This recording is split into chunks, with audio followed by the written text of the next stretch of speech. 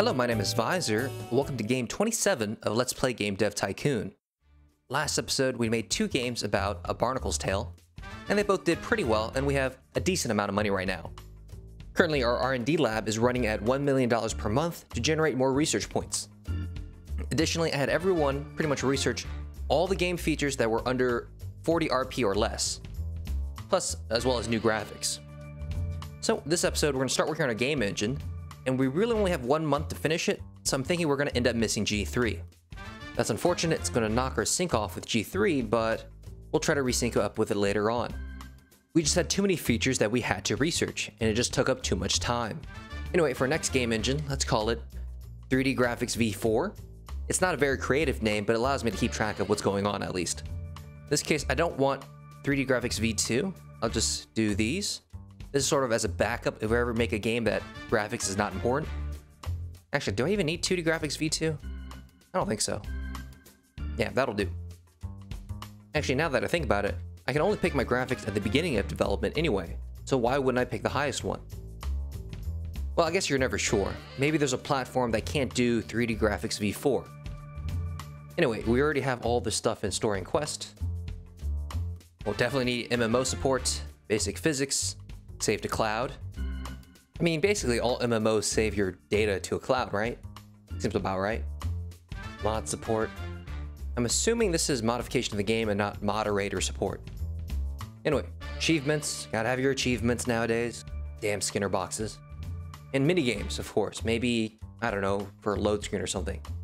Dynamic environments as well. That could be very interesting. Virtual economy for sure. We definitely need that. And, oh, I guess we don't have anything else for sound. Alright, I guess that's it for this engine. Yeah, we're getting ready for G3 and we have nothing to show for it. So let's just do a small booth. There's no reason to hype ourselves up, you know? Actually, wait, we don't have to participate at all. We can just close it. Yeah, after all, we don't have anything to show. We don't have any games on the market, and we won't have a game there on time. Oh, additionally, I also researched Boost for Jennifer, so that's kind of cool. Oops, don't want to fire her. Man, I'd send this guy on vacation right now. That's not a big deal. But anyway, there are a few other people that I want to train in Boost, but I have to train up their base stats first, since Boost requires 500 design or 500 technology. Actually, this might be a good time to do that. I'm currently generating a lot of research points, and I don't have any features that I can research. After all, I'm already making the game engine, so new features wouldn't make a difference. So I'll train Marcus up in game design, also train up Arndt in game design. Yeah, that'll do. What about Visor? I mean, I guess we could do game design, but he only needs 9 design points. I could go with technology. I do want him to be an even person, so technology will give him some design points. As long as it gets me 9 of them, I can train him in Boost. Now, Michelle Fuller probably would be better with technology, but to train her in technology probably is a waste of points right now. I probably can't train her enough to reach 500, and I still need research points to actually train Boost. So let's save it for the people who are probably Boost trainable. Okay, so our $1 million game engine is done, which is pretty cool. Oh, also, by the way, I gave away one of my game engines off camera. It was basically a TES game engine, which is super old. So I just gave it away for fans, and we gained about 20,000 of them. So it's pretty good. Now, let's see if we can train these guys in Boost. Marcus isn't quite ready yet, so that's unfortunate. He's about 27 off. And Arndt is ready. Okay, so we'll train him in Boost. And Visor should be ready. Unless he only gained 6 design points. That's not good. But still, I want to make him pretty balanced, so I'll do another round of technology training, and hopefully he'll gain 3 design points. It should be possible anyway. Well, I give up. This time he gained 0 design points, so yeah, screw it, we're making the MMO. Though really, I should have known better. You're not supposed to repeat training sessions right after each other. Now, I got a lot of game suggestions for an MMO, but I think of all of them, I'm going to sort of merge 2 of them. One of the ideas is from Goth Sheep. Basically, you live in a world of magic and fantasy where the inhabitants are exceedingly lazy, and the governments are solving all their problems by just throwing hordes of citizens at the problem until the problem goes away. Your goal is to avoid being roped into solving everyone else's problems, at least until your life is eventually crushed by somebody else's enemies in a service to a cause that you don't know or care about. Personally, I think that captures the PvE experience pretty well. you sure have a lot of heroes running around solving a lot of really trivial shit. Now that we have PvE out of the way, we still need some sort of player interaction, you know? Because otherwise, it's not really an MMO. So I think that's covered by this idea from Suspicious Cook. Basically, you get to create your unique avatar from various races between two different factions, who mostly just sort of stand around auction houses trying to game the server's economy, or maybe you twiddle your thumbs waiting for the PvP queue to go through, or waiting for enough people to get online to finally run a dungeon. Or the greatest pastime of this game, all the time you spend Alt-Tab on the official forums complaining about the other classes that you don't use. That sounds like a fun game, right? So both of these seem to be some sort of fantasy related thing. I'm thinking fantasy RPG would probably be a great combo for this. So let's develop a new game. Oh, we got multi-platform. Yes! Okay, so first of all, it's gonna be large. What are we gonna name it? I think I wanna go with World of EverBored. That sounds about right. We'll leave it everyone. It's an MMO. We want as many people in on this as possible. As for the topic, of course, it's going to be fantasy. And the genre, we'll just do RPG for now. We might do multi-genre later on.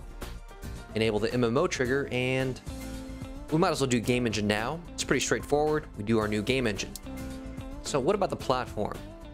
Well, we do have multi-platform now, so we have a few options. I think PC would be very good. It's pretty good with everyone. It's really good with RPGs, probably. It's a good pick. Play System 2 is also good with RPGs, so that's probably good as well. Now, we could do the Game Sphere. I don't really want to. We could also do the GS, but that's not advisable either. Let's do the Inbox. I think the Inbox would be about the same as the PS2, so we'll buy another license. And holy shit, is the development cost kind of high now. Is it the multi-platform thing? Yeah, it is the multi-platform thing. So, do we just want to do one platform? Or do we want to do two? I think we can handle two, possibly. But we're going to be a little concerned about our R&D lab. We definitely can't do three. Which means, once again, I spent money on licensing that I'm not going to use. And we're left with $6 million. So, R&D lab, see ya, you're all gone, because we actually have no forms of income right now. Storing quests, super important. Man, we have a lot of new features that we need to figure out how to balance here.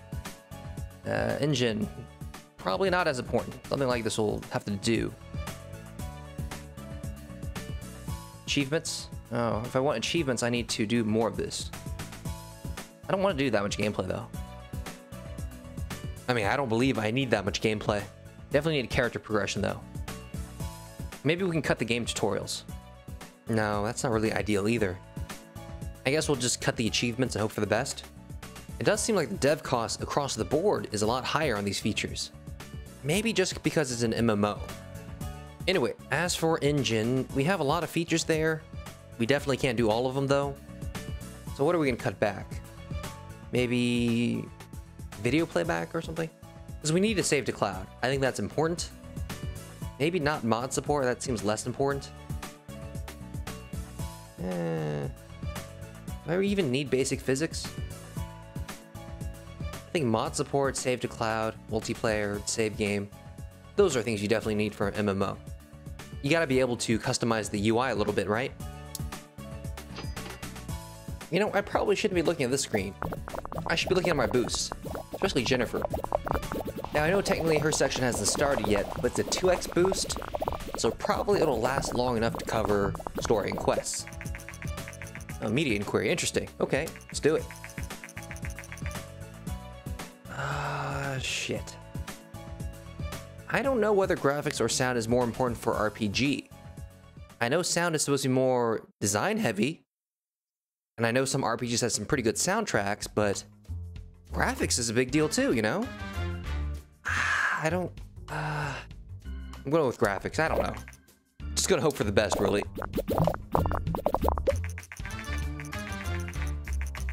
Okay, so it looks like other people agreed that graphics is more important. I guess it's fine. Now we're right under 5 million. And It looks like the market trend has everyone being a very strong audience, so that's good. At least we got that going for us. Okay. Level design is important. Artificial intelligence is not. Dialogue probably is important. So how are we going to do this? Well, for AI, we can't do both. So let's go with better AI. Though, I mean, there are MMOs where you have an AI companion. It may not be a very smart AI companion, but you definitely have them. Level design, we can pretty much select everything. It's not a big deal. And, well, everything else looks pretty good, so I guess let's go for it. This time, let's use Erica's Boost. This is probably our last chance to use it. And of course, this is stage 2, so we'll do our marketing. Let's do small campaign. We just need to be careful with our money right now. Currently just a little over 3 million. That's a lot of points. This round feels like it's been going on forever.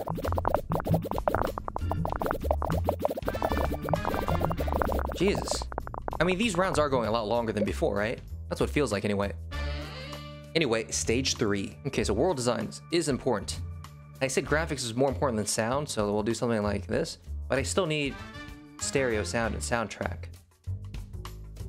In fact, I want all of these things. Virtual economy. Can we get both of these? No, it doesn't look like it. Okay, so we're not doing stereoscopic 3D then. Actually, I don't even know why I researched it. Anyway, let's edge up sound so we get soundtrack. This is a pain to balance. It's not looking very good. But I guess it'll have to do. Or, that would be better in my opinion. That seems like it'd be a better mix between these features. Yeah, that looks good. All right. That's probably pretty good anyway. Now we just need to take care of the fact that Michelle Fuller's overworked. We'll probably stick visor on something. Yeah, that'll do.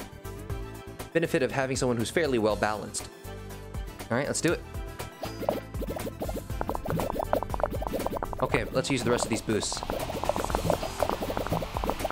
In fact, maybe Jennifer can start boosting again? Keep an eye on everything.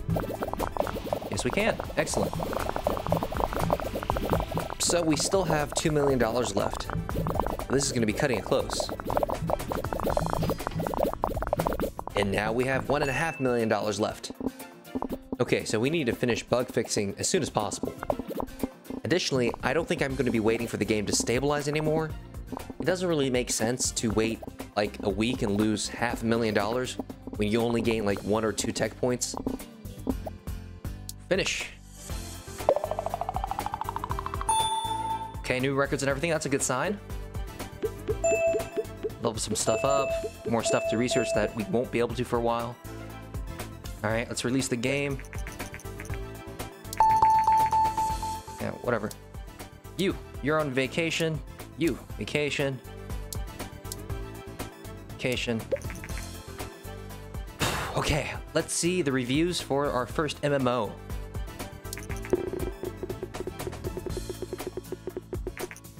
Outstanding, nice. Okay, nice. Okay, great balance, very cool, nice. But what will all games do to us this time? You are some greedy motherfuckers. Whatever. So, overall, we still made a very good game, so hopefully we'll make enough money and we can start our research lab again. So let's see the game report and the sales numbers. So looking at the game report, we don't really learn all that much. Story and quest is important for RPGs, we knew that. Fantasy and RPG is a great combination, we also knew that. The fact that RPGs are only good on PC is kind of like new information, though not really. I pretty much expected it to be good or better anyway. Now looking at the final sales numbers, something seems a little off. Now this is after 20 weeks of sales, and according to this, we only made a profit of $11.7 million. The problem with this is the only game I have out, and I currently hold $27 million. Something about the math doesn't seem to add up. Maybe the costs are off or something. But ignoring that, if you look at the little graph of this weekly sales, you'll notice part of the bar is red. Basically, for an MMO, you have a weekly maintenance cost, as well as a monthly maintenance cost. I don't know if these costs will go up, but currently, As long as you want the game out there, it'll stay out there and either make you money or lose you money. Eventually, if you want to sort of revitalize it, you can make an expansion. But I'm thinking an expansion is sort of like a really locked down sequel. And I'm not sure how that works into this LP we're doing. Because I don't really want to make the same expansion every year, you know? But that's something to worry about next episode. As for this episode, we're done, so thank you for watching, and I hope to see you guys next time.